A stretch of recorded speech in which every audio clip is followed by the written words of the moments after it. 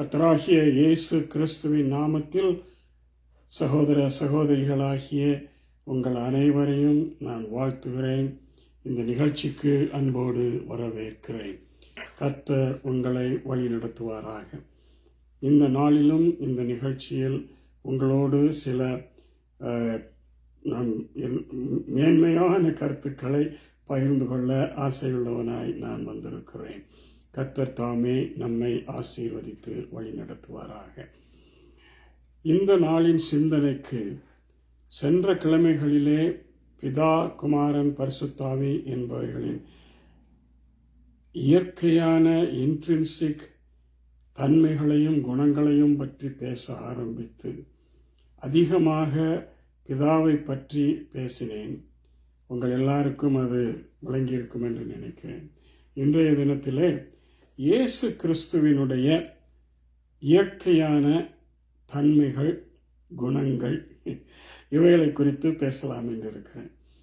நம்முடைய அண்டர்ஸ்டாண்டிங், அறிவுக்கு எட்டின பிரகாரமாக வாட் வி ஹாவ் நோன், அதாவது நாம் தெரிந்திருக்கிறது வரை வைத்து பார்த்தோம் என்று சொன்னால், நாங்கள் இயேசு கிறிஸ்துவினுடைய இயற்கையான தன்மைகளையும் இயற்கையான குணங்களையும் நாங்கள் இன்னும் சரியாக அறிந்து கொள்ளவில்லை என்பது என்னுடைய கருத்து. whenever we call on Jesus, இயேசு என்று சொல்லும் பொழுது அவர் மேசியா, ரட்சகர், இன்னொரு இடத்துல இன்னும் சொல்லுவாங்க he is the savior, baptizer, healer, இப்படியெல்லாம் நிறைய அவருக்கு சொல்லிக்கொண்டே போவார்கள். அவைகளெல்லாம் கேட்கிறதற்கு நன்றாக இருக்கிறது. ஆனால் உண்மையாகவே இயேசு கிறிஸ்துவினுடைய இன்ட்ரின்சிக் கேரக்டர்ஸ் என்று ரெண்டு உண்டு. அதாவது இது கேரக்டர்ஸ் கிடையாது, இன்ட்ரின்சிக் குவாலிட்டிஸ், தன்மைகள், நேச்சர் என்று வைத்துக்கொள்ளும். Intrinsic nature. இயேசு கிறிஸ்துவனுடைய இன்ட்ரின்சிக் நேச்சர் என்னவென்றால் லவ் அண்ட் கிரேஸ். பிதாவினுடைய இன்ட்ரின்சிக் நேச்சர் என்னவென்று நான் அதிகமாக உங்களுக்கு விளக்கி இருக்கிறேன். அது ரைச்சியஸ்னஸ் அண்ட் ஹோலினஸ். பிதா நீதிபரரும் பரிசுத்தரும். ஏசாயா 5:16 அவர் நீதியினால் பரிசுத்தமாக்கப்பட்ட தேவன் என்று எழுதப்பட்டிருக்கிறது. நீதிதான் அவரை இன்றைக்கு வரைக்கும் தேவன் என்கிறதில் எந்த விதமான குறைவுபாடுகள் அல்லது எந்த விதமான தப்பான அபிப்பிராயங்கள் இல்லாதபடிக்கு அவர் இருந்து கொண்டிருக்கிறார். That is simply nobody can point a finger at the Father. அவரிடத்தில் ஒருவரும் கையை நீட்டி ஒரு தப்பு அல்லது ஒரு குறை, ஒரு அநீதி என்று சொல்லவே முடியாது. அதை நம்ம நல்லா விளங்கி கொள்ளணும், பார்த்துக்கோங்க. ஒருவரும் சொல்ல முடியாது. nobody can do that. அதை அறியாமல் நாங்கள் சும்மா குற்றம் சொல்லுவதும் குறை சொல்லுவதும், கர்த்தர் இப்படி அன்பா இருந்தால் இப்படி செய்யக்கூடாது, அவர் அன்பா இல்லாதனால தான் இப்படி செய்கிறாரு அப்படி செய்கிறாரு என்று நாங்களா சில காரியங்களை இது பண்ணி கொண்டு போகக்கூடாது. அது தவறு, பார்த்துக்கோங்க. அது ஏன் நமக்கு புரிகிறதில்லை என்று கூட எனக்கு சரி சில சமயங்கள் கொஞ்சம் வேதனையாக இருக்கிறது. அருமையான சகோதர சகோதரிகளே, நன்றாக அறிந்து கொள்ளுங்கள். There are certain things which we cannot comprehend about the Godhead. பிதா, குமாரன், பரிசுத்தாவி என்பவர்களை குறித்து சில காரியங்களை நம்மளால் புரிந்து கொள்ளவே முடியாது. அதை நாம் புரிந்து கொள்வதற்கு பரலோகத்துக்கு போய் தான் ஆகணும், வேற வழியே கிடையாது. சும்மா நம்மளே நினச்சிக்கிட்டு நம்மளே இது பண்ணி கொண்டிருந்தால் that's all useless. ஆகையினாலே இன்றைக்கு let us get into the core of the understanding about Jesus Christ. I want you to know the core of the character and the nature of Jesus Christ. இதை புரிந்து கொண்டால்தான் கிறிஸ்துவோடு கூட எங்களுடைய relationship நன்றாக இருக்கும். சரியா? So love and grace is his nature. தன்மை என்று வைத்துக் கொள்ளுங்கள். எபிரேயர் 1:3 பிதாவினுடைய தன்மையின் சொரூபமாக இயேசு கிறிஸ்து வந்தார் என்று. அவருடைய தன்மை, பிதாவினுடைய நேச்சரை கொண்டு வந்தவர் இயேசு கிறிஸ்து. பிதாவை வெளிப்படுத்தினார் என்பது இருக்கட்டும், அவர் நமக்கு இதை கொண்டு வந்தது இயேசு கிறிஸ்து. அவருடைய தன்மையையும் நமக்கு விளக்கினார். The nature of God. அதுவும் இயேசுக்குள்ள இருக்கு. ஆனா இயேசுக்கென்று ஒரு நேச்சரும் ஒரு கேரக்டரும் இருக்குது. there's a character and a nature. அதை தான் நான் இன்றைக்கு நாங்கள் ரொம்ப தெளிவாக படிக்க போகிறோம். அருமையான கர்த்தருடைய பிள்ளைகளே, கர்த்தருக்குள் நான் உங்களை மிகவும் நேசமாக, அன்பாக, தாழ்மையாக நான் கேட்டுக்கொள்வது, தயவு செய்து நான் சொல்கிற ஒவ்வொன்றையும் நன்றாக காது கொடுத்து கேளுங்கள், கவனியுங்கள், தியானியுங்கள், வேத வசனத்தோடு ஒப்பிட்டு பார்த்து எல்லாவற்றையும் சரியா தவறா என்று நீங்களே நிதானியுங்கள். நான் I don't want to push anything on you. I don't like that. I want to exhort. அதுக்கு பேர் என்னன்னா, பக்தி விருத்தி அடைவதற்கு எக்ஸார்டேஷன் தான் நான் கொடுப்பேன். அதைத்தான் நான் கொடுத்து கொண்டிருக்கிறேன் இத்தனை காலமாக, இன்னும் அதைத்தான் கொடுப்பேன். ஆகையினால இதை நல்லா புரிஞ்சுக்கோங்க. சரி, இயேசு கிறிஸ்துவனுடைய இன்ட்ரின்சிக் நேச்சர் என்ன என்றால் லவ் அண்ட் கிரேஸ், அன்பும் கிருபையும். He is an embodiment of love. அன்பே உருவானவர். அவருக்கு ஹேட், அதாவது ஹேட் என்றால் என்ன தமிழ்ல சொல்றது எனக்கு தெரியல. ஹேட் என்பது அவர்கிட்ட கிடையவே கிடையாதுங்க. He doesn't hate anybody. He even loves the sinners. ஆனா he hates something. He hates sin. இதுல இருந்து உங்களுக்கு அந்த வித்தியாசம் புரிகிறது என்று நினைக்கிறேன். He hates sin, but he loves the sinner. இதுல ஒரு சின்ன பாயிண்ட் வேணும் நான் சொல்லலான்னு இருக்கிறேன். சமீபத்தில் ஒருத்தர் பேசும் பொழுது அவர் சொன்னார், நாம் பாவம் செய்துதான் பாவிகள் ஆகிறோம் என்று சொன்னார். இந்த கூற்று எவ்வளவு தவறான கூற்று என்று மேடையில் ஏறி பிரசங்கம் பண்றவங்களுக்கு இது புரியலையேன்னு எனக்கு வேதனையா இருக்குது. ஒருவன் பாவம் செய்கிறதினாலே அவன் பாவி ஆகிறது இல்லைங்க. அவன் பாவியா இருக்கிறதினாலே அவன் பாவம் செய்கிறான். We are already sinners, born in sin. We are already sinners. நாங்கள் பாவத்திலே பாவிகளாய் இருக்கிறபடியினாலே நாங்கள் பாவம் செய்கிறோம். பாவம் செய்து நாங்கள் பாவிகளாய் ஆகிறதில்லை. இந்த இதுலயே நம்ம தகராறு இருந்துச்சுன்னு வச்சுக்கோங்க, நம்ம ரட்சிப்பையே ஒழுங்கா புரிஞ்சு கொள்ள மாட்டோம். என்னமோ நம்ம பாவம் செய்ததுனால தான் பாவம் பண்ணோம், அதனால நாங்கள் பாவம் செய்யாமல் இருந்துட்டா நாங்கள் ரட்சிக்கப்பட்டுறோம். இதுதாங்க நியாயப்பிரமாணத்தில் கொண்டு வந்து பெரிய எல்லாருமே பல்கி அடிச்சிட்டாங்க. பிகாஸ் நியாயப்பிரமாணம் ஒன்றையும் எல்லாரும் செய்து முடித்து பாவம் செய்யாமல் நீதியை செய்ய முடியாதுங்க. அது இயேசுன்னு சொல்லிட்டாரு, நம்மளும் முடியாது, பவுலும் சொல்லிட்டாரு, நம்மளும் முடியாதுன்னு ஒத்துக்கொண்டு பெசாத கிருபைக்குள்ள போயிட வேண்டியதுதானே. ஏன் கஷ்டம்? ஏன் அதுக்கு என்ன? நமக்கு என்ன தயக்கம், நமக்கு என்ன பெருமையா? நமக்கு பெருமைப்படுறதுக்கு என்னங்க இருக்குது? ஒன்றும் கிடையாது. ஸோ பாவம் செய்கிறதினாலே ஒருவனும் பாவி ஆகிறதில்லை. அவன் ஏற்கனவே பாவியா இருக்கிறதினாலே அவன் பாவம் செய்கிறான். அது காயினிலிருந்து வருது. அவனுக்குள்ள கொலை சுபாவம் இருந்ததினாலே அவன் கொலை செய்தான். கொலை செய்ததினாலே அவன் பாவம் செய்யவில்லை. அங்கிருந்தே வருது. அப்படிதான். So everybody is a sinner. அதுதானே ரோமர் 3:23 சொல்லுது. ஒருவனும் நீதிமான் இல்லை, நல்லவன் ஒருவனும் இல்லை, எல்லாரும் பாவம் செய்து ஏகமாய் கெட்டு போனார்கள். தாவீது சொல்லுகிறான், I was born in sin என்றான்.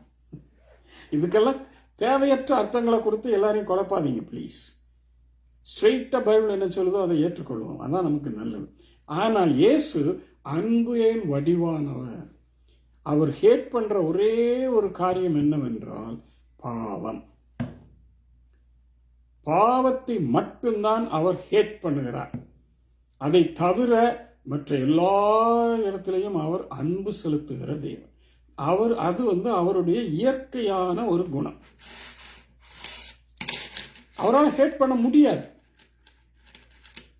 பாவம் செஞ்சுக்கிட்டே ஒருத்தன் இருப்பானே வச்சுக்குவோம், அவனை ஹேட் பண்ணுவார்? பண்ண மாட்டார். அவன் எப்படா திரும்பி வருவான்னு காத்துக்கிட்டு இருப்பார். அதுதாங்க அவருடைய லவ்.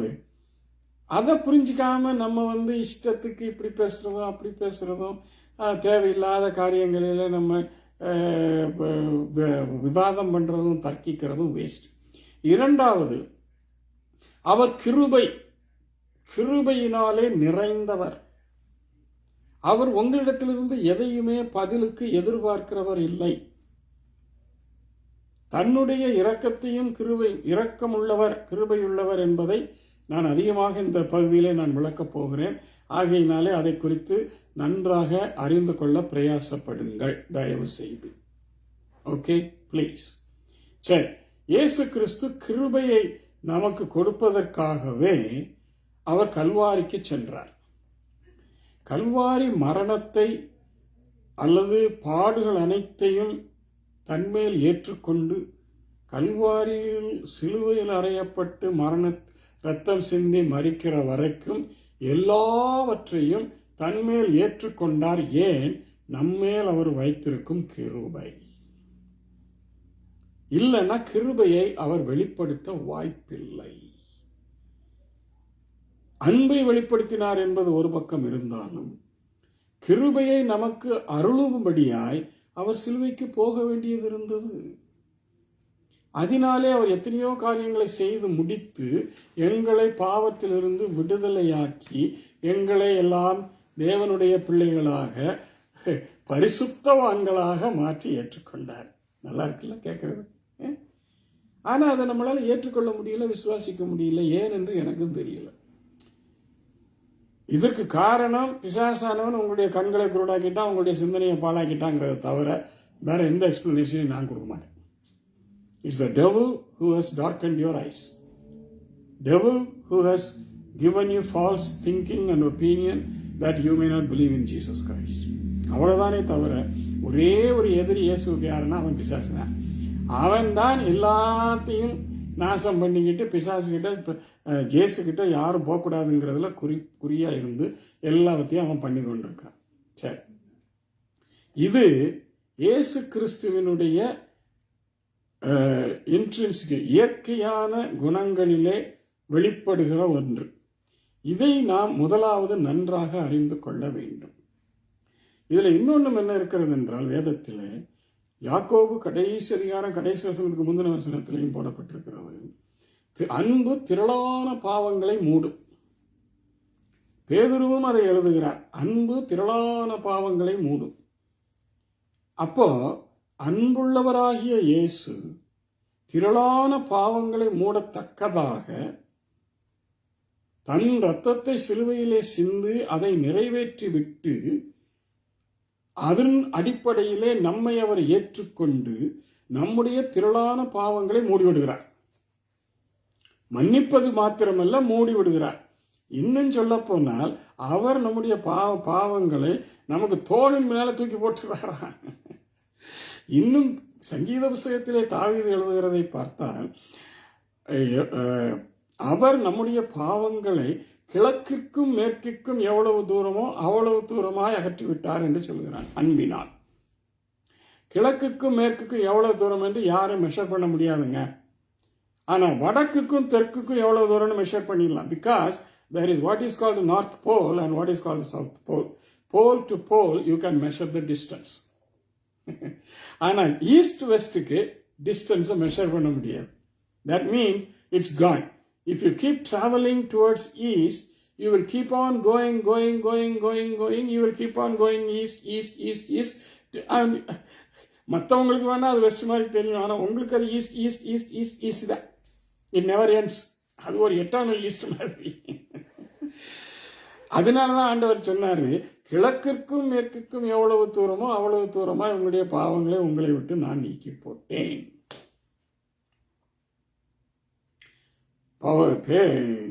தாவீது இன்னொரு காரியத்தையும் சேர்த்துக் கொள்கிறான். எவருடைய பாவங்கள் மன்னிக்கப்பட்டதோ, எவனுடைய பாவங்கள் மூடப்பட்டதோ அவன் பாக்கியவான் அப்படின்னு அவர் சொல்லிட்டார். இயேசு கிறிஸ்து என்ன செய்யறாரு? நம்ம பாவத்தெல்லாம் முடிகிறார். நம்ம பாவத்தெல்லாம் கிழக்கு மருங்க எங்க தூக்கி போட்டுக்கிறார். இனி நான் அதை நினைப்பதில்லை என்று சொல்லி முடிச்சிட்டார். சோ இயேசு கிறிஸ்துவனுடைய இயற்கைமையான தன்மை என்னவென்று கேட்டால், ஒன்று அன்பு, மற்றொன்று கிருபை. இப்பொழுது நாங்கள் அடுத்த பகுதிக்கு செல்ல போகிறோம். கொஞ்சம் பார்த்துக்கோங்க.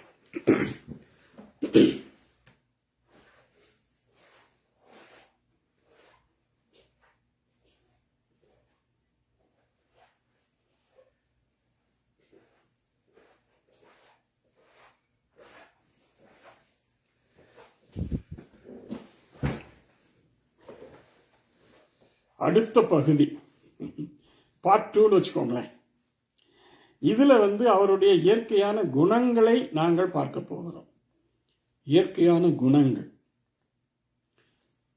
முதலாவது அவருடைய குணங்கள் கேரக்டர்ல முக்கியமானது, முதலாவது டாப் ப்ரையாரிட்டி அல்லது என்னவென்று பார்க்க போனால்,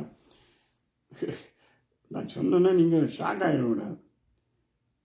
obedience. The foremost best first character of Jesus is obedience. Where do we see this obedience?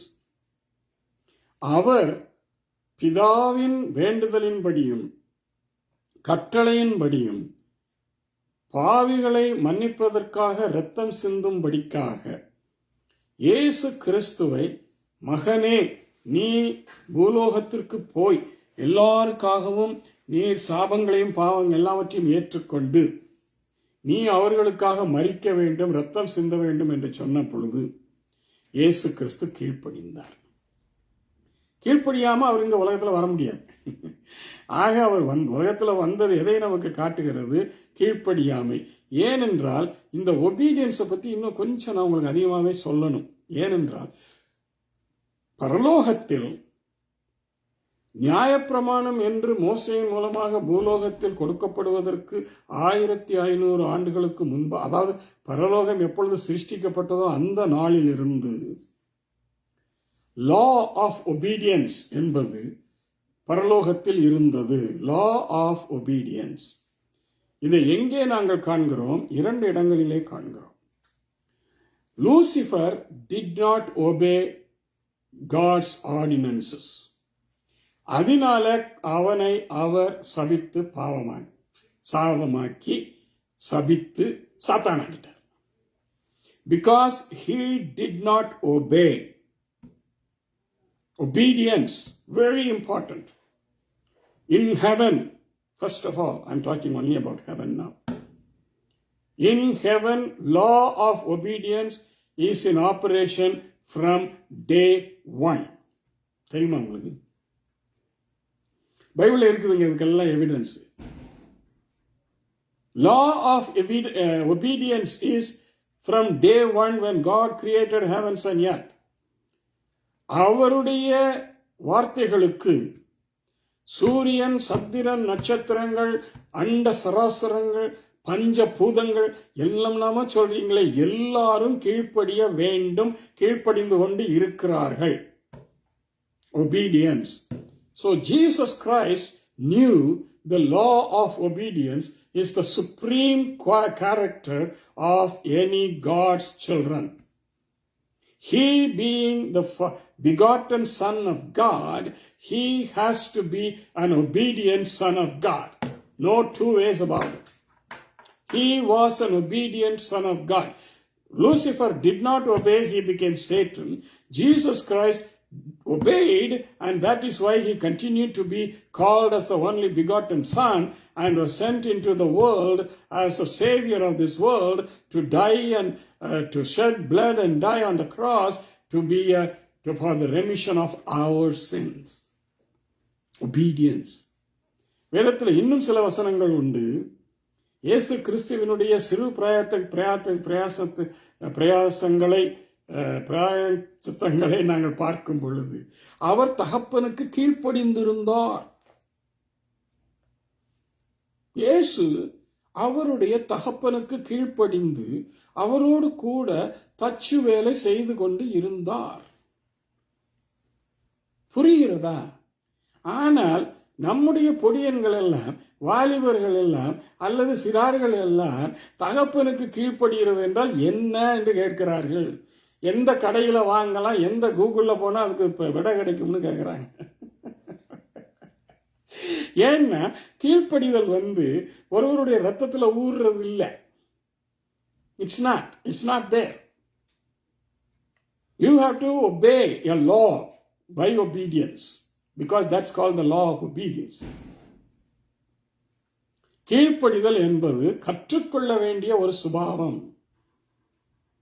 இந்த காலத்துல கீழ்ப்படிதல்னா என்னன்னு கேட்கறாங்களாப்பா. கீழ்ப்படிதலை கண்டாலே கீழ்ப்படின்னு சொன்னாலே அவங்களுக்கு கோபம் வந்துருது. நான் ஏன் கீழ்ப்படிக்கணும்? I have my own human rights. Human rights தான். ஹியூமன் ரைட்ஸ்னா உங்களுக்கு என்னன்னே தெரியாது. அது இன்னொரு பக்கம். ஹியூமன் ரைட்ஸ்னா உண்மையாக சொல்கிறேங்க, சரியான அர்த்தம் ஹியூமன் ரைட்ஸுக்கு இன்னைக்கு இந்த உலகத்தில் இருக்கிற பெரியவர்களுக்கும் சரி, சிறியவர்களுக்கும் சரி, வாலிபர்களுக்கும் சரி, சரியான அர்த்தம் ஹியூமன் ரைட்ஸுக்கு நான் என்னன்னு இவங்களுக்கு தெரியாது. நான் ஒரே ஒரு சென்டென்ஸில் மட்டும் சொல்லிடுறேன், அதுக்கு பிறகு நீங்கள் அதை எங்கேயாவது போய் கண்டுபிடிச்சிக்கோங்க.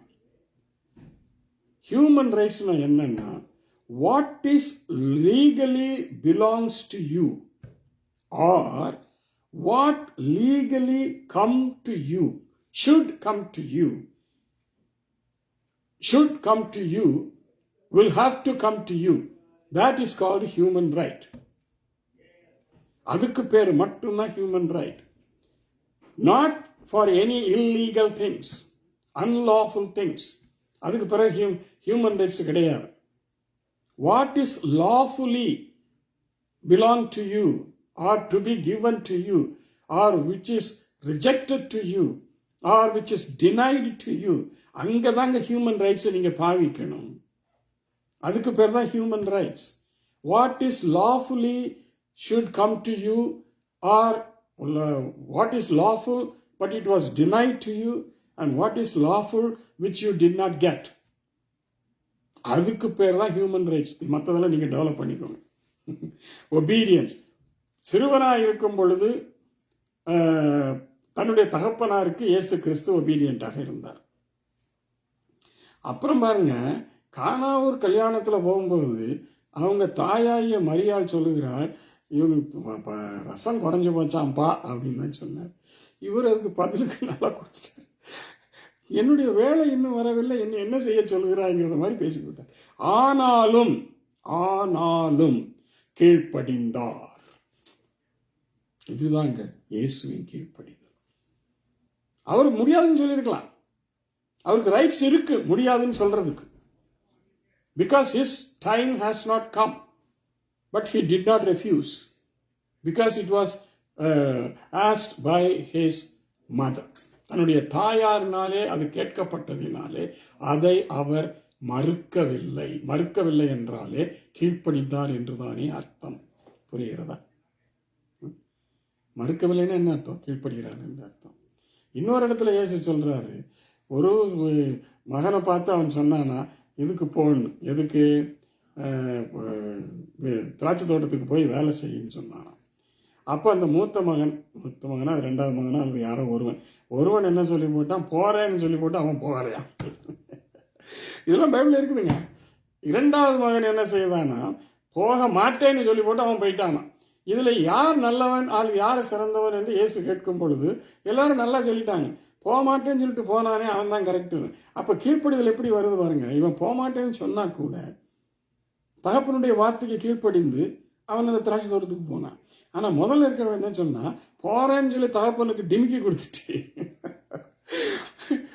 நம்ம பாஷையில சொல்லணும் அல்வா கொடுத்துட்டு அவன் பாட்டுக்கு அவன் வேலைக்கு போயிட்டான். இதுதாங்க நம்ம இந்த காலத்து வாலிபர்களும் சிறியார்களும் செய்யறாங்க. ரொம்ப வேடிக்கை, மனசு கஷ்டமா இருக்குதுங்க. கீழ்ப்படிதல்னா இவங்களுக்கு என்னன்னே தெரிய மாட்டாங்க. எப்படி இவங்களுக்கு டீச் பண்றதுன்னு நமக்கு தெரியல. பரலோகத்தில் இருந்த தூதர்கள் அநேகர் கீழ்ப்படியாமல் போனதினாலே அவர்களை பாதாளத்தில் அடைத்து வைத்திருக்கிறாராம். எதற்கு? நியாய தீர்ப்பு நாள் வரைக்கும் தீர்ப்பு கூறுவதற்காக. அப்ப கீழ்ப்படிதல் எவ்வளவு முக்கியம் பார்த்தீங்களா?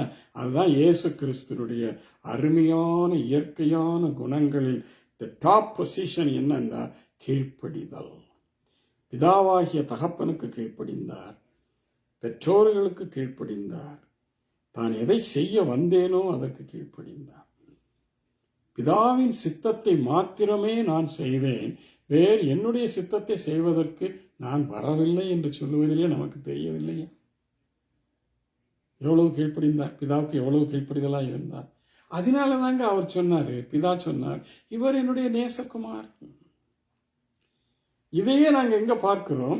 யோவான் ஸ்நானகன் இடத்திலே அவர் ஞான ஸ்நானம் பெறும் பொழுது யோவான் ஸ்நானகன் அவரிடத்துல கேட்கிறான், நீர் என்னையா என்னிடத்துல வாரீரு, நான் தானே உம்மிடத்துல வந்து ஞானஸ்நானம் பெற வேண்டும். அப்பொழுது அவர் என்ன சொல்கிறார், இப்படி எல்லா நீதிகளையும் நிறைவேற்றுவது நமக்கு ஏற்றதா இருக்கிறது என்று தேவனுடைய நியமனத்திற்கு கீழ்ப்படிந்தார்.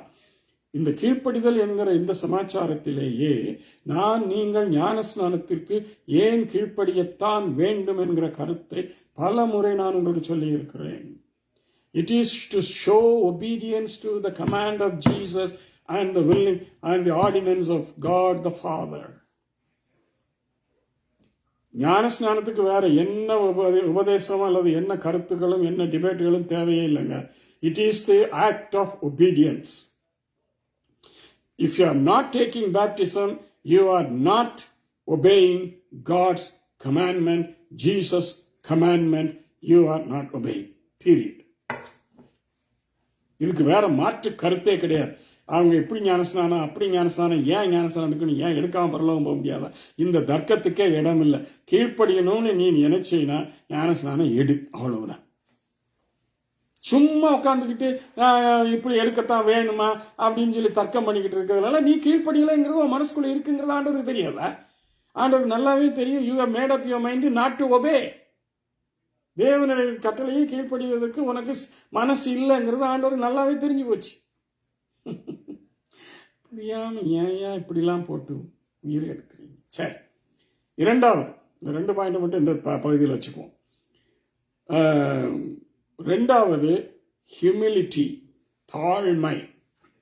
இயேசு கிறிஸ்துவினுடைய இரண்டாவது அற்புதமான குணம் என்னவென்றால் தாழ்மை, humbleness. தாழ்மையை என்னிடத்தில் கற்றுக்கொள்ளுங்கள் என்று அவர் சொன்னார். He humbled himself. To what extent? Unto the cross. சிலுவை மட்டும் தன்னை தாழ்த்தினார். பரலோகத்தில் பிதாவிற்கு ஒப்பான ஸ்தானம் தமக்கு இருந்தாலும் அதை கொள்ளையாடிய பொருளாக எண்ணாமல் தன்னைத்தானே தாழ்த்தி மனித ரூபம் எடுத்து சிலுவை வரைக்கும் அடிபட்டு பாடுபட்டு சிலுவையின் மரணத்தை, சபிக்கப்பட்ட மரணத்தை ஏற்றுக்கொள்கிற வரைக்கும் தன்னைத்தானே அவர் தாழ்த்தினார். தாழ்மை. என்னிடத்திலே கற்றுக்கொள்ளுங்கள் என்று சீசர்களுக்கு அவர் சொல்லிக் கொடுத்தார். என்னிடத்துல கற்றுக்கோங்க. தாழ்மைனா என்னன்னு வேற யார்கிட்ட நம்ம கற்றுக்கொள்ள முடியும்?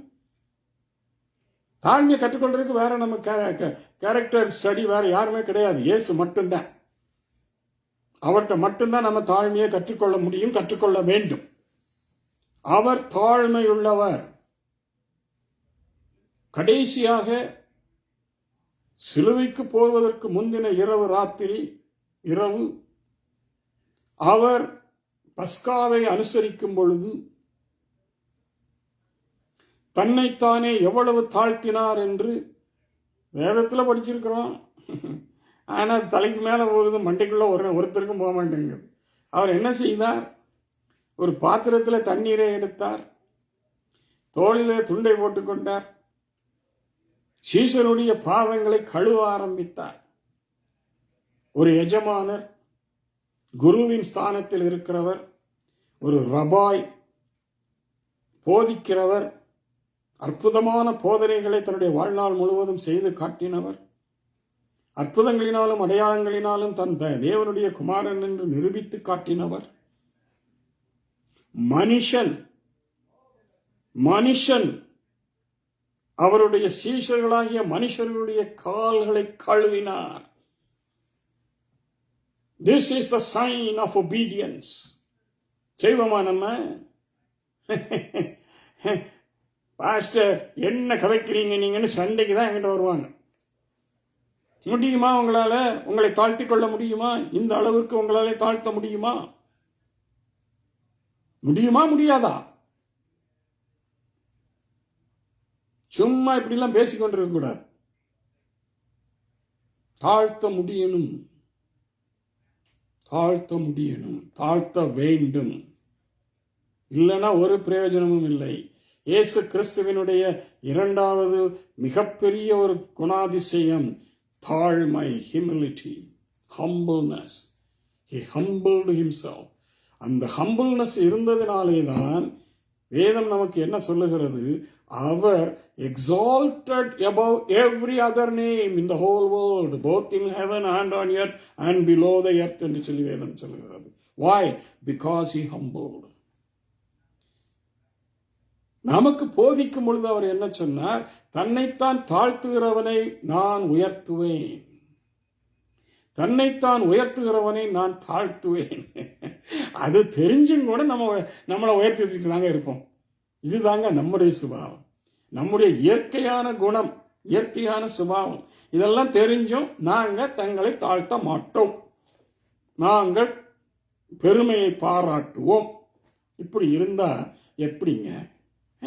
நம்மெல்லாம் கர்த்தருடைய ஊழியத்தை செய்கிறோன்னு வர சொல்லிக்கிறோம். கர்த்தருடைய ஊழியக்காரர்களாகிய சகோதரரே சகோதரிகளே, நீங்களாவது உங்களை நீங்களே தாழ்த்த கற்றுக்கொள்ளுங்கள். இயேசு கிறிஸ்து தன்னை தாழ்த்தினது போல நீங்களும் ஒருவருக்கு ஒருவர் தங்களை தாழ்த்தி ஒருவர் பாரத்தை ஒருவர் சுமந்து இப்படியாக கிறிஸ்துவின் பிரமாணத்தை நிறைவேற்றுங்கள் என்று சொல்லப்பட்டது போல, அருமையான சகோதர சகோதரிகளே, இயேசு கிறிஸ்துவனிடத்தில் இருந்து தாழ்மையை கற்றுக்கொள்வோம். கற்றுக்கொள்வதற்கு உங்களுக்கு நான் ஆலோசனை சொல்கிறேன். தயவு செய்து கற்றுக்கொள்ளுங்கள். இந்த இரண்டாவது பகுதியை இதோடு நிறுத்திக்கொண்டு மூன்றாவது பகுதிக்கு நான் கடந்து செல்ல போகிறேன்.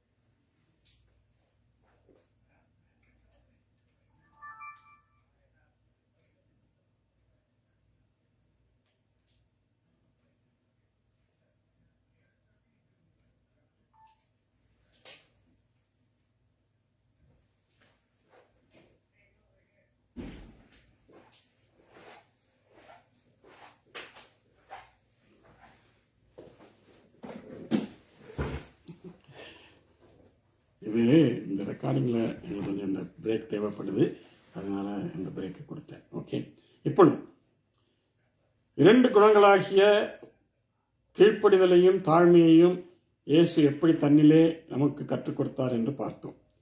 இப்பொழுது அடுத்தது, இது அவருக்கே உரித்தான, அவரே வெளிப்படுத்தின மிகப்பெரிய உன்னதமான குணங்கள். இரக்கம், மனதுருக்கம். இது அவருடைய சுபாவம். இரக்கம், மனதுருக்கம், கம்பேஷன். மெர்சி என்று சொல்லுவதை விட நான் கம்பேஷன் என்கிற வார்த்தையை உபயோகிப்பதற்கு நான் பிரியப்படுகிறேன். ஏனென்றால் மெர்சி என்பது தயவுல போயிடுது. தயவும் இரக்கமும் ஒண்ணுதான். ஆனா கம்பேஷன் என்கிற சொல்லுக்கு மனதுருக்கம் என்கிற விளக்கம், ஒரு அர்த்தம் உண்டு. மனதுருக்கம் என்று ஏன் அதை நான் எம்பசைஸ் பண்ணி சொல்லுகிறேன் என்றால், அருமையான சகோதர சகோதரர்களே, இந்த கம்பேஷன், இயேசு கிறிஸ்து had compassion when he saw the multitude அப்படின்னு பைபிள் இருக்கு. 5000 பேரை போஷிக்கிறதுக்கு முன்பாக அவர்களுடைய திரளான ஜனங்களை பார்த்த பொழுது அவர் மேல் மனதுருகினார் என்று போடப்பட்டிருக்கிறது. இன்னும் அநேகர் பிணியாளிகளை அவர் பார்க்கும் பொழுது அவர்கள் மேல் மனதுருகி அவர்களுடைய பிணிகள் எல்லாவற்றையும் சுகப்படுத்தினார் என்று வேதத்திலே நாங்கள் பார்க்கிறோம். லூக்கா எழுதின சுவிசேஷம் 7ஆம் அதிகாரத்தில் நாயின் என்கிற ஊரில் இருந்த விதவைக்கு அவளுடைய மகன் வாலிப பொடியன் இறந்துவிட்ட செய்தியை கேள்விப்பட்டு அவர் நாயின் வழியாக போகும் பொழுது நாயின் விதவையினுடைய மகனை பாடையிலே வைத்து நாயின் ஊரிலிருந்து வெளியே கொண்டு போகிறார்கள். எதற்கு? அவனை அடக்கம் பண்ணுவதற்கு. இயேசு கிறிஸ்து அவளை பார்க்கிறார், சந்திக்கிறார். அவருக்கு தான் உடனே எல்லாம் தெரிஞ்சிடும்ல. நம்ம தீர்க்கதரிசில மாதிரி இல்ல, கேட்டு தெரிஞ்சுக்கிறதுக்கு அவருக்கு எல்லாம் தெரியும். அவள் மனசு என்ன வேதனைப்படும், எவ்வளவு துடித்திருப்பாள், எவ்வளவு கதறி இருப்பாள், அவளுடைய சூழ்நிலை என்ன, அவளை எப்படி ஜனங்கள் எல்லாரும் புறக்கணிப்பார்கள். அவள் விதவை என்று போடப்பட்டிருக்கிறது. ஒரு விதவை எப்படி ஒரு வாலிபனை, தன்னுடைய மகனை பேணி பேணி வளர்த்திருப்பார்கள் என்று இயேசுக்கு எல்லாமே புரிஞ்சிட்டதுங்க. இப்போ அவளுக்கு இருந்த அந்த ஒரே நம்பிக்கையும் போயிட்டு செத்து போயிட்டா. வாலிபன் தன்னை பின்னாலே தாய் என்று சொல்லி ஸ்தானத்திலே வைத்து என்னை பாதுகாப்பான், எனக்கு எல்லா போஷாக்கும் கொடுப்பான், இப்படியெல்லாம் எண்ணிக்கொண்டிருந்த தாய்க்கு திடீரென்னு நல்லா 25 வயசுல இருக்கிற வாலிப அப்படின்னு செத்து போயிட்டானா எப்படிங்க இருக்கும்? ஒரே பையன், இவள் விதவை, சமூகத்தினால் புறக்கணிக்கப்பட்டவள். யூத ஜனங்கள் மத்தியிலே விதவை என்றால் அவளை அவ்வளவுதான், ஊருக்கு வழியில கூட தள்ளி வச்சிருவாங்க. இப்படியெல்லாம் இருக்கிற சூழ்நிலையில் தன்னுடைய ஒரே நம்பிக்கையா இருந்த அந்த வாலிப மகனை பறிகொடுத்துட்டார். இதை கண்ட இயேசு, வேதவசனம் சொல்லுகிறது, லூக்கா 7ஆம் அதிகாரம் 9, 10 வசனங்களை நீங்கள் வாசித்து பார்ப்பீர்கள் என்றால், அவள் மேல் மனதுருகி.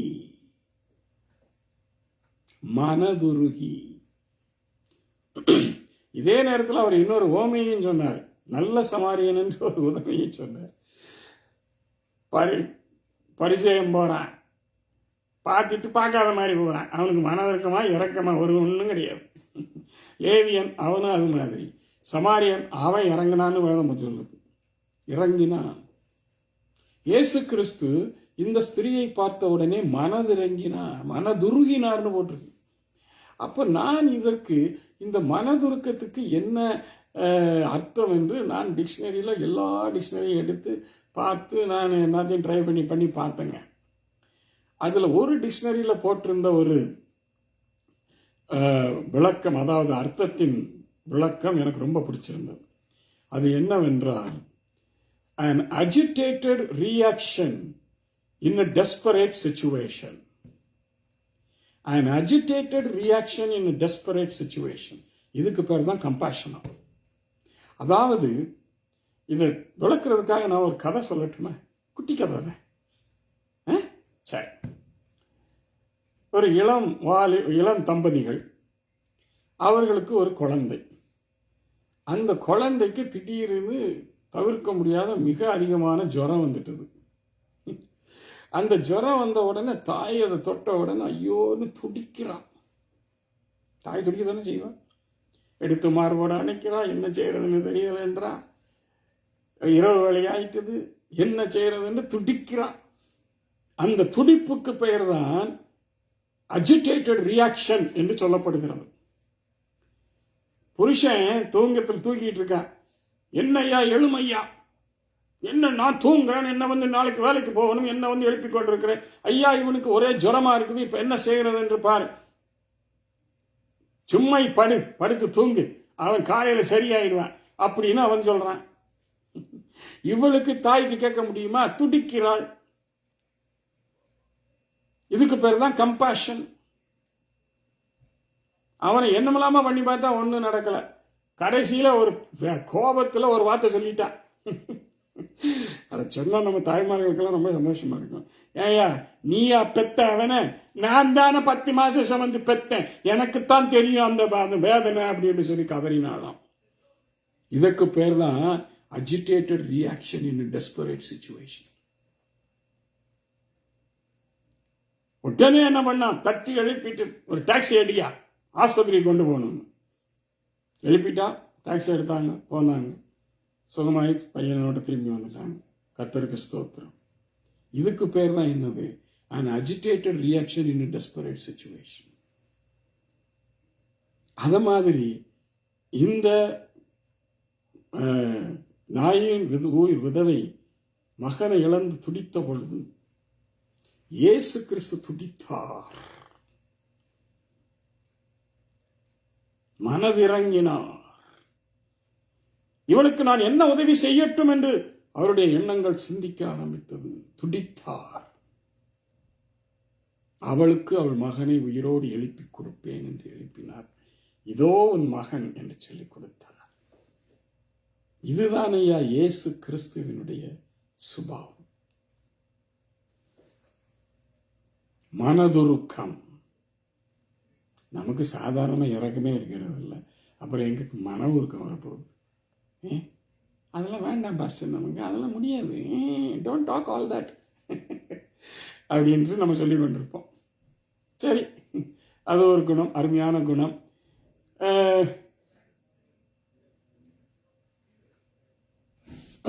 இன்னொரு குணத்தை பார்ப்போம். பாவிகளை சேர்த்துக் கொள்ளுவார், பாவத்தை கண்டிப்பார். இதுவும் அவருடைய குணம். He accepts the sinners, but he hates the sins. விபச்சாரியாய் பிடிக்கப்பட்ட ஒரு ஸ்திரீயினிடத்திலே ஸ்திரீயை அவரிடத்திலே கொண்டு வந்து இவளுக்கு என்ன தீர்ப்பளிக்கப் போகிறீர் என்று கேட்டார். நான் அந்த கதையெல்லாம் இப்ப சொல்ல நான் விரும்பல, நேரம் இல்லை. கடைசியில் அவர் சொன்னார், உங்கள் மேல் எவன் ஒருவன் பாவம் இல்லாமல் இருக்கிறானோ அவர் முதலாவது கல்லை அவள் மேல் எறியட்டு. முதல்ல ஒருத்தன் கல்லை கீழே போட்டான், அவனை பார்த்து அடுத்தவன் கல்லை கீழே போட்டான். இப்படி எல்லாரும் கல்லை கீழே போட்டு போயிட்டாங்க. இயேசு கிறிஸ்து ரொம்ப நேரம் தலையவே தூக்காம அப்புறம் தூக்கி பார்க்குற ஒருவனையும் காணும். என்னை உன்னை குற்றப்படுத்தினவர்கள் ஒருவரும் எல்லாரும் எங்கே போனாங்க? ஒருவரும் இல்லாண்டவரை எல்லாரும் போயிட்டாங்க. அப்ப நானும் உன்னை குற்றப்படுத்த மாட்டேன், உன்னை மன்னிக்கிறேன், பாவிகளை மன்னிப்பார். ஆனா அதோடு கூட இன்னொரு வார்த்தையும் சொல்லுகிறார், அது அநேகர் விட்டுடுவாங்க. இனி பாவம் செய்யாதே. ஏன்னா இவன் மனம் திரும்பி ரட்சிக்கப்படல. நல்ல வித்தியாசத்தை புரிஞ்சுக்கோங்க. இவன் மனம் திரும்பி ரட்சிக்கப்படல. மனம் திரும்பி இனி இந்த பாவத்திலே விட்டுவிட்டு நான் உம்மை பின்பற்றுகிறேன் என்கிற எண்ணத்தில் அவள் வரவில்லை. இவ்வளவு பெரிய பாவியா இருந்தவளை என்னை மன்னித்தாரே என்கிற அந்த ஒரு இன்ஸ்டன்டேனியஸ் ரியாக்ஷன்ல தான் அவள் இருந்தாள். ஆகையினாலே இயேசு அவளுக்கு சொல்ல வேண்டியதாயிற்று, இனி பாவம் செய்யாதே. இல்ல நம்ம கிரேஸ் டீச்சிங் எல்லாம் சொல்றது மாதிரி அதெல்லாம் பரவாயில்லைங்க, இப்ப எல்லாத்தையும் மன்னிச்சுட்டாரு, உங்களுடைய ஃபியூச்சர் சின்னையும் அவர் மன்னிச்சிருவாரு, keep living in the same way, அதனால பாவங்களை செய்து கொண்டே இருங்க, அதனால ஒன்றும் பிரச்சனை இல்லை, உங்களுடைய வருங்கால பாவங்களுக்கும் சேர்த்து தானே இயேசு ஒரே முறை சிலுவையில் மரித்தார், ஆகையினால் நீங்க இப்படியா சொன்னார் இயேசு? உன்னை நான் குற்றப்படுத்துவதில்லை என்று மட்டும்தான் சொன்னார். மன்னிக்கிறேங்கிற வார்த்தையை கூட அவர் சொல்லல. ஏன் நான் மனம் திரும்பல. இனி பாவம் செய்யாதே அப்படின்றார். ஆக பாவத்தை சுட்டி காட்டி அதை கண்டித்து உணர்த்துவது இயேசு கிறிஸ்துவினுடைய குணமாயும் இருந்தது, பரிசுத்த ஆவியினுடைய குணமாகவும் அது வேதத்திலே நமக்கு சொல்லப்பட்டிருக்கிறது. ஏனென்றால் அவர் பரிசுத்த ஆவியானவர் நம்மை பாவத்தை குறித்து கண்டித்து உணர்த்தி எல்லா சத்தியத்திற்குள்ளும் நம்மை வழி நடத்துவார் என்று சொல்லப்பட்டிருக்கிறது. ஆகவேதான் அவருக்கு சத்திய ஆவி என்ற பெயரும் கூட. பாவிகளை மன்னிப்பார், பாவத்தை கண்டிப்பார், வெறுப்பார், எதிர்ப்பார், கண்டிப்பார். இதை அறியாமல் கிருபை என்கிற போர்வையில் தயவு செய்து நீங்கள் உங்கள் இஷ்டத்திற்கு நடந்து தெரியாதீர்கள். இயேசு அதை மன்னிக்கவே மாட்டார். மன்னிப்பார், நீங்க திரும்ப அழுது கதறினீங்கன்னா மன்னிப்பார். ஆனா அவர் மன்னிச்சிருவாரு. நம்ம ஒன்றும் கண்டுக்கிறதில்ல, நம்ம எப்பொழுதும் போலவே வாழ்ந்துகிட்டு இருக்கலாம், பாவத்தின் மேல் பாவம் செய்து கொண்டே இருக்கலாம். அப்படி இப்படிலாம் போகாதீங்க, நடக்காது. அப்புறம் நீங்க தான் மாட்டிக்குவீங்க, நீங்க தான் அதனுடைய விளைவுகளை நீங்க தான் அனுபவிக்க வேண்டியது வரும். ஜாக்கிரதையா இருந்துக்கோங்க. ஓகே, பாவிகளை மன்னிப்பார், பாவத்தை வெறுப்பார், வெறுத்ததை நாம் செய்யக்கூடாது என்பதுக்கு அர்த்தம். சரியா? இப்பொழுது இன்னொரு சின்ன பிரேக் கொடுத்துட்டு நான் திரும்பியும் அதை கண்டினியூ பண்ணி இன்னைக்கு செய்தியை நான் முடிச்சிடறேன். ஓகே, இந்த பிரேக் எனக்கு தேவைப்படுது, ஏன்னா ரெக்கார்டிங்க்கும் அதை மற்ற இடங்களில் போடுவேன். மன்னித்துக் கொள்ளுங்கள்.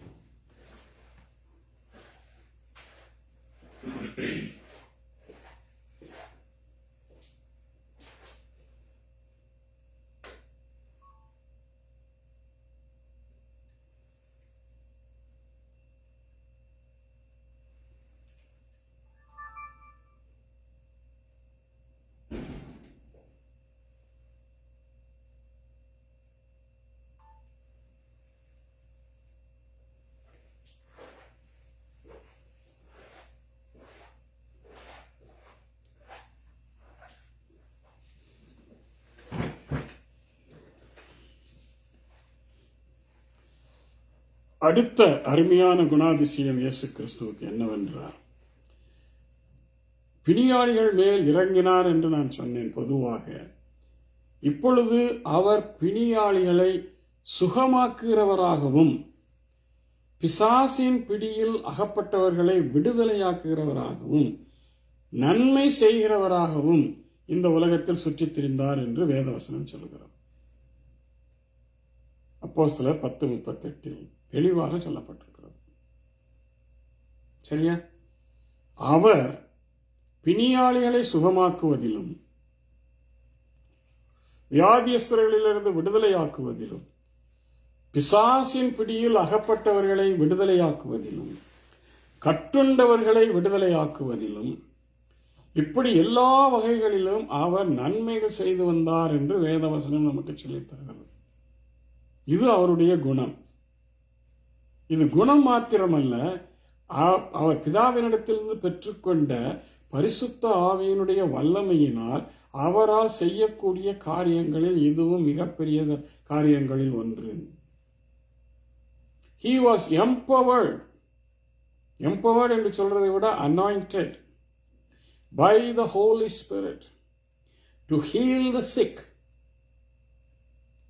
deliver the bonded people, and deliver the people who are under the bondage of Satan, and do good things to the people. All together is his character. When he sees somebody who is sick, he will immediately think, how can I help him? How can I heal him? அவனை எப்படி விடுதலையாக்க முடியும்? சில கேள்விகளை அவரிடத்திலே கேட்டார். என்னை விசுவாசிக்கிறாயா?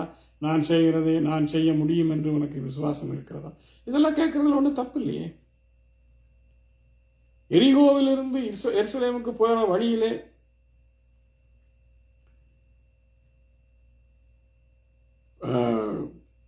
கண்கள், அதாவது குருடனாய் இருந்தான், பிளைண்ட் பர்த்திமேயு என்று அவனுக்கு பெயர். அந்த குருடன் இயேசு வருகிறார் என்று கேள்விப்பட்டு அவரை நோக்கி உரத்த சத்தமாய், தாவீதின் குமாரனே எனக்கு இரங்கும், தாவீதின் குமாரனே எனக்கு இரங்கும் என்று சொன்ன உடனே வேதம் சொல்லுகிறது, he stopped. அவளுக்கு பின்னால ஆயிரக்கணக்கான பேர், திரளான கூட்டம் போய் கொண்டிருக்கிறது. அவங்கள பத்தினா அவர் கவலைப்படலை. One man's cry on the roadside, blind Bartimaeus. குருடனாயிருந்த Bartimaeus என்கிறவனுடைய சப்தம், அழைப்பு இயேசு கிறிஸ்துவை நிறுத்தினது. He stopped and asked him to be brought to him. தன்னிடத்திலே கொண்டு வரும்படியாக அழைத்தார். நான் உனக்கு என்ன செய்யட்டும்? ஆண்டவரே, நான் பார்வையடைய வேண்டும். This is his character. இன்னைக்கு போயிட்டு நாளைக்கு வான்னு சொல்றவர் இல்ல, நம்முடைய அரசியல்வாதிகள் மாதிரி. இன்று போய் நாளை வா. தெரியும் உங்களுக்கு, இதெல்லாம் நான் வளர்க்க வேண்டிய அவசியம் இல்லை. இவர் சொன்னாரு, நீ இன்று போய் நாளை வாழ, நான் சொல்ல மாட்டேன். இன்னைக்கு உனக்கு சுகமாயிடுவா. என் மேல் விசுவாசிக்கிறாயா? என்னால் சுகமளிக்க முடியும் என்று விசுவாசிக்கிறாயா? ஆமாண்டவரேன்னு சொன்னான், பார்வையடைவாயாக, உன் விசுவாசத்தின்படியே உனக்கு ஆக கடவுள். இப்படி பல வார்த்தைகளை அவர் சொல்லுவார். அது அவருடைய கேரக்டர், இன்ட்ரின்சிக் கேரக்டர், அவருடைய சுபாவத்தோடு இணைந்த குணம். சுபாவம் வேற, குணம் வேற. சுபாவத்தோடு இணைந்த குணம். பிசாசுகளை துரத்துறதுன்னா ஆண்டவருக்கு ரொம்ப பிரியம். ஏன்னா அவன் தானே எதிரி. அவனை புட்டிச்சு பண்டிக்குள்ள போன்ட்டார். ஒரு முறை ஓடி போயிடுட்டார். எங்க பார்த்தாலும் பிசாசை கண்டா அவருக்கு அப்பாலே போய் சாத்தானே.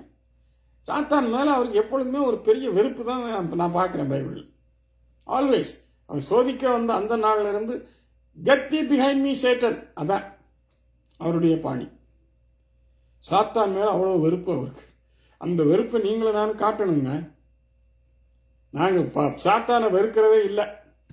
அவன் மேலே அன்பு ஒழிஞ்சு அவனோட தோல்ல கை போட்டு அவனை கட்டி பிடிச்சிக்கிட்டு அவனால் நமக்கு ஏதாவது நன்மை கிடைக்குமா என்னது அவன் பின்னால் போய்கிட்டு ஐயோ ஐயோ ஐயோ ஐயோ ஐயோ ஐயோ. பிசாசுக்கு எதிர்த்து நில்லுங்கள், வேதம் சொல்லுகிறது. இயேசு பிசாசுக்கு எதிர்த்து நின்றார், நின்று கொண்டே இருந்தார்.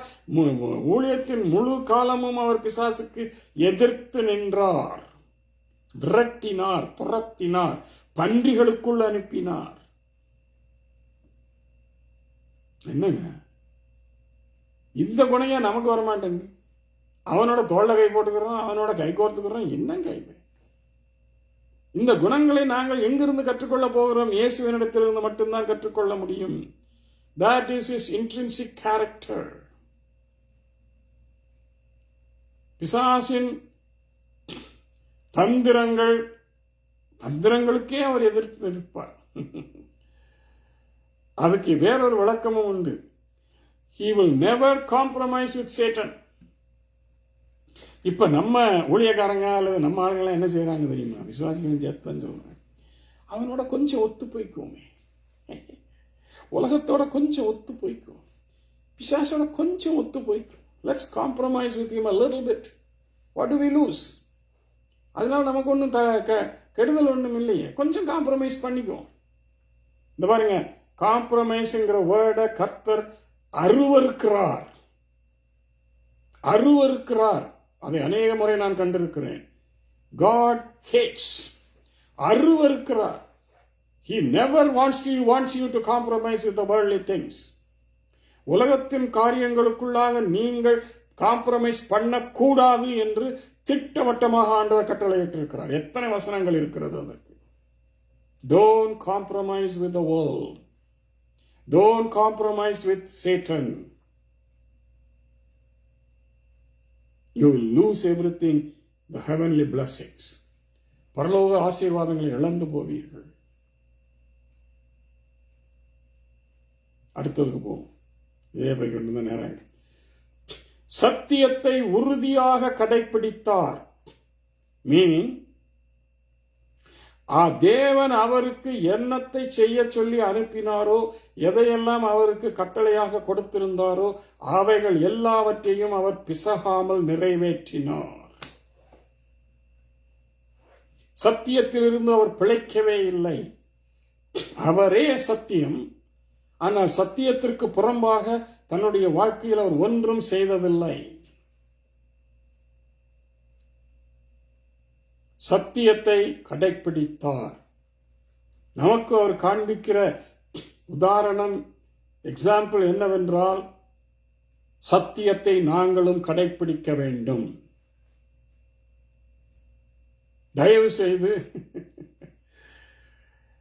சத்தியம் என்று சொல்லி தேவையில்லாதவைகளை எல்லாம் சத்தியத்துக்குள்ள கொண்டு வந்து அதுகளை கடைபிடிச்சு வீணா போகாதீங்க.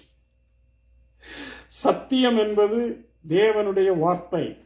தேவனுடைய வார்த்தை என்று சொல்லுவதனாலே ஆதியாகமம் 1 அதிகாரத்திலிருந்து வெளிப்படுத்தின விசேஷம் கடைசி அதிகாரம் கடைசி வசனம் வரைக்கும் எல்லாமே சத்தியம் என்பது மூடத்தனம். அது சத்தியம் அல்ல, அது தேவனுடைய வார்த்தை. தேவன் எங்களுக்கு கொடுத்த எலாபரேட் தேவனுடைய வேர்ட் ஆஃப் காட். சத்தியமும் வேர்ட் ஆஃப் காட். ஆனால் சத்தியம் என்பது ஜீசஸ் கிரைஸ்ட் ஹிம்செல்ஃப். இயேசு நானே வழியும், நானே சத்தியமும், நானே ஜீவனும் என்றுதான் சொன்னார். I am the way, I am the truth, and I am the life. அவர் தாங்க சத்தியம். அதாவது நான் என்ன சொல்ல வருகிறேன் என்றால், அவரை பற்றிய தீர்க்க தரிசனங்களானாலும் சரி, அவரை பற்றிய எந்த விதமான வார்த்தைகளானாலும் சரி, வேத வசனங்களில் இயேசுவை பற்றி காணப்படுகிற சொல்லப்பட்ட தீர்க்க தரிசனங்கள், வார்த்தைகள் எல்லாம் சத்தியம். ஆனால் மற்ற எல்லா வார்த்தைகளும் சத்தியம் அல்ல. அவைகள் நமக்கு ஆலோசனைகளாகவும் அல்லது கீழ்ப்படிய வேண்டும் என்பதற்காகவும் நமக்கு கற்றுக் கொடுக்கப்பட்ட ஆலோசனைகள். இதற்கு நான் திரும்பவும் நியாயப்பிரமாணத்தை மிகவும் வெறுக்கிற சகோதரர்களுக்கு சொல்லுவது, அதாவது யாத்திரையாகும் 20ஆம் வசனம் முதல் வசனத்தை இவங்க விட்டுருவாங்க, பார்த்துக்கோங்க. அதுல அவர் கட்டளைன்னு சொல்லலை, அறிவி என்று சொன்னார். அறிவிங்கிறதுக்கும் கட்டளைங்கிறதுக்கும் வித்தியாசம் இல்லை. அதையே அவங்க புரிஞ்சுக்க மாட்டேங்கிறாங்க. He just told him, அதை அறிவின்னு சொன்னார், அவ்வளவுதான். சரி, சத்தியத்தை கீழ்ப்படிய வேண்டும் என்கிற அந்த கட்டாயத்திற்குள்ளாக இயேசு கிறிஸ்துவுக்கு பரிசுத்த ஆவியானவருடைய வழி நடத்துதலுக்கு கீழ்ப்படிந்து நடக்க வேண்டும் என்கிறதையும் அவர் அடக்கிவிட்டார். ஏன்? சத்தியத்தை அவர் போதிப்பார், உலகத்தை கண்டித்து உணர்த்துவார், அதன்படி நீயும் நடந்து கொள். அவர் நடந்து காட்டினார். சத்தியத்தை அறிவீர்கள், சத்தியம் உங்களை விடுதலையாக்கும் என்கிற வார்த்தையினுடைய சரியான அர்த்தத்தையே அறிந்து கொள்ளாமல் தான் நாங்கள் சத்தியத்தை அறிந்தும் விடுதலை ஆகாமல் இருக்கிறோம். ஏனென்றால் சத்தியம் என்பது இயேசுவை பற்றி சொல்லப்பட்ட சகல போதனைகளும் சகல காரியங்களும் சகல வசனங்களும் மட்டுமே சத்தியம். அந்த சத்தியத்தை அறிவீர்கள், அதாவது இயேசுவை அறிவீர்கள். இயேசுவை அறிய வேண்டிய விதத்தில் நீங்கள் அறிய வேண்டும். அப்பொழுது நீங்கள் விடுதலையை பெறுவீர்கள். ஏனென்றால் விடுதலையை தருகிறவர் சத்தியமாகிய இயேசு. அவருடைய வார்த்தை தேவனுடைய வார்த்தையா இருந்தாலும் இயேசு கிறிஸ்துவனுடைய வார்த்தையை அவர் உச்சரிக்கும் பொழுது அந்த வார்த்தை கிரியை செய்யும், இல்லாவிட்ட கிரியை செய்யாது. இதெல்லாம் கொஞ்சம் ஆழமான கருத்துக்கள். நான் வேற ஒரு நாள் உங்களுக்கு கற்றுத்தாரேன். அதனால சத்தியத்தை அறிவீர்கள், சத்தியம் உங்களை விடுதலையாக்கும் என்றால் இயேசுவை பற்றி அறிந்து கொள்ளுங்கள். நான் ஏன் இவ்வளவு தூரம் இயேசுவை பற்றி, அவருடைய குணங்கள், அவருடைய எல்லாவற்றையும் நான் சொல்லிக்கொண்டு போகிறேன் என்றால், அவரை அறியுங்கள், அப்பொழுது நீங்கள் விடுதலை ஆவீர்கள். எல்லாவற்றிலிருந்து விடுதலை ஆகிறீங்க. எதுவும் அவரை பற்றிய அறிவுக்கு குறுக்க நிற்க முடியாது. கடைசியா ஒன்னு சுருக்கமா சொல்லிட்டு விட்டுறேன். எந்த அநீதியை அவர் கண்டாலும் அதை அவர் கண்டிப்பார். நீதிக்கு புறம்பான எதை அவர் கண்டாலும் அதை அவர் கண்டிப்பார். அநீதியை அவர் அனுமதிக்கவே மாட்டார். பரிசேயர்கள் ஜனங்களுக்கு அநீதியை விளைவித்ததினாலே அவர் பரிசேயர்களை பார்த்து மாய்மாலக்காரர்களே என்று சொன்னார், அநீதியை செய்கிறவர்களே என்று சொன்னார், அநீதியை நடப்பிக்கிறவர்களே என்று சொன்னார். இயேசு கிறிஸ்துவினுடைய அடிப்படை குணங்களிலே இதுவும் ஒன்று. அநீதியை வெறுப்பார், கண்டிப்பார், கண்டித்துக் கொண்டே இருக்கிறார். நம்மையும் அநீதியை விட்டு விலகு, முடிஞ்சால் கண்டி, இல்லைன்னா விட்டு விலகு. அநீதியோடு கூட்டு சேராது. அநீதிக்கு போய் நம்ம கைகோர்க்க கூடாது. No compromise with sin, no compromise with Satan, no compromise with unrighteousness. Most important things which Jesus taught us. No compromise with sin, no compromise with Satan, no compromise with unrighteousness. இதுதாங்க இயேசுவினுடைய போதனைகளினுடைய ஆரம்பம். அவர் எதை நமக்கு கற்று தந்துவிட்டு போயிருக்கிறார் என்றால் இவைகளைத்தான் கற்று தந்துவிட்டு போயிருக்கிறார். ஏற்றுக்கொள்ளுங்கள், சிந்தியுங்கள், அதன்படி நடக்க முயற்சி செய்யுங்கள். கர்த்தர் உங்களை வழி நடத்துவாராக. ஒரு சிறிய ஜெபம் செய்து நாங்கள் கடந்து செல்வோம். இன்றைக்கு நான் இயேசு கிறிஸ்துவினுடைய இயற்கையான தன்மைகளையும் குணாதிசயங்களையும் உங்களுக்கு கற்றுத்தந்ததனுடைய முக்கியமான நோக்கம், நாங்கள் பயனடைந்து இயேசுவை போலன்னு வாயில சொன்னா போதாதுங்க, அவரை போல நடக்கிறதுக்கு நாங்கள் முயற்சி செய்வோம். கர்த்தர் எங்களுக்கு உதவி செய்வார். அன்பும் இரக்கமும் கிருபையும் நிறைந்த ஆண்டவரே, இந்த அருமையான நாளிலே நீர் என்னுடைய மனதிலே போட்ட சகல காரியங்களையும் நீர் என்னுடைய ஆவியின் வழி நடத்துதலின்படி அனைவருக்கும் நான் கற்றுக் கொடுத்தேன். தேவரீர் அவர்களோடு கூட இடைப்படும், ஆவியானவர் அவர்களோடு கூட பேசுவாராக.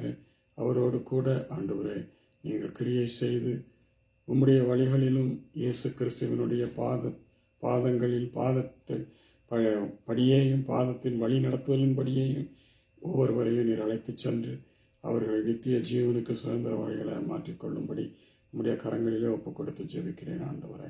இந்த எல்லா நன்மைகளையும் கிருபைகளையும் இயேசு கிறிஸ்துவின் விலையேற பெற்ற நாமத்தில் வேண்டிக் கொள்கிறோம் எங்கள் நல்ல பிதாவே. ஆமேன், ஆமேன். என்னோடு தொடர்பு கொள்ள தொலைபேசி எண் 647-839-8393. உங்களுக்கு விளக்கங்கள் அல்லது கேள்விகள் கேட்க வேண்டும் என்று விரும்பினால் என்னோடு தொடர்பு கொள்ளலாம். உங்களுக்கு நான் விளக்கம் தர காத்திருக்கிறேன். கர்த்தர் உங்களை ஆசீர்வதிப்பாராக. 647-839-8393.